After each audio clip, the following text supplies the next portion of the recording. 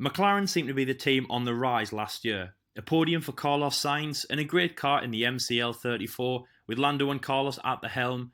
They were shaking off the Honda wars of the last few years, and the Renault power unit seemed to be the way forward. So we were really excited to see the MCL-35, the car that would be used by McLaren, Lando and Carlos for the 2020 season. Now, earlier today, this was released by Simon Lazenby, the head broadcaster at Sky Sports F1, along with the two drivers and team personnel from McLaren at the McLaren Technology Centre in Woking. They showed us the MCL-35 straight out of the bat, so firstly, there was no waiting, so that's good, I guess, when you're watching it live. So first glances at the car look to be very little change. A little bit more than we saw with Mercedes and Ferrari, but I thought McLaren were going to be the team to go in any direction.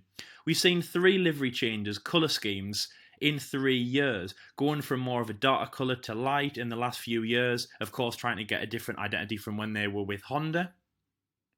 But this year looks to be exactly the same, well, a few little changes. Last year they had orange and blue on the car, and that's exactly the same this year, even though that the blue seems to be more tidied up on the car than it was last year. Now there's hints of blue, but fading into black on the exhaust, on the side pods, and on the front and rear wing. A few sponsors have changed. Dark Trace is a sponsor that's on the rear wing. But then apart from that, not much has changed. Of course, they are now sponsored by Dell Technologies and a company which is called A Better Tomorrow. Now, I'm not too sure what they do, but it is definitely what McLaren need, a better tomorrow. So it looks pretty good, the car. Again, like with Red Bull, it's more probably about internals. Of course, they said that the Renault power unit is stronger. It does look like a tidier, slimmer version of the car. The side pods do look to be a lot smaller, more condensed into the car. Maybe that'll help with aerodynamics, but again, I'm not an aerodynamicist, so I don't know. The one thing that does stick out to me is the front nose, obviously going down to the front wing. It looks very slim, but very long, and maybe that does help with floor clearance. Obviously, there will be a lot more space between the front wheels and the front wing. Apart from that, to first eye, it does look a little bit the same. The Halo cockpit also is orange, which gives a nice kind of unison look to the car. And then the colour scheme does look really good as well. Of course, the two drivers releasing their race suits, which are blue with A Better Tomorrow on the front as the main sponsor. So it should look good for them in the car.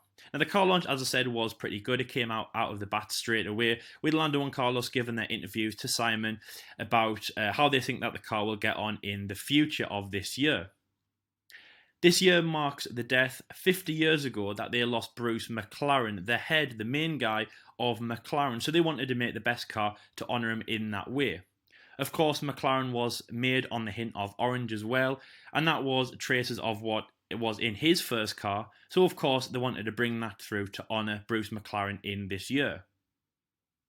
Also, the McLaren is in their head logo, so of course they wanted to show that on track. It will be a standout car to see next year. I'm really excited to see what they can do. It was a really good car launch as well. Of course, we didn't have to wait too long like we did with Ferrari. And yeah, I'm really excited to see what McLaren can do. Now, of course, as I mentioned there, A Better Tomorrow, as I said, ironic because McLaren do need that. They got a podium last year in Carlos Sainz, a third place in Intergalos 2019. It took 2,072 days between that podium and K-Mag's podium all the way back in Melbourne 2014. They're hoping not to wait that long, they're hoping for a podium next year. And is this a car that's going to get them on the podium? Well, I know that the other guy in the F1 debate show will definitely think that, and I have my hopes as well. Who will it be as well? Will it be the Spaniard of Carlos Sainz, who we voted as our driver of the year? Or will it be Lando Norris, the man who lines up? He's not a teenager anymore, second season. Is he going to be more serious behind the car? Or is he just going to stay that lovable social media goofball we all love in the McLaren? It's all exciting to see, and let's get on with winter testing to see how it does on the track. So anyway, guys, that was the launch of the McLaren. Thank you very much for listening. Let us know in the comment section below what you think about the car. Do you think it'll get podiums? And of course, who do you think will get podiums in that car? Will it allow Lando and Carlos to race? And will it bring a better result for McLaren this season than in previous years? I certainly hope so. Let us know what you think. Anyway, guys, thank you very much for listening today. Of course, we still have car launches going on this week and next week. Winter testing starts next week as well. We can't wait. So excited.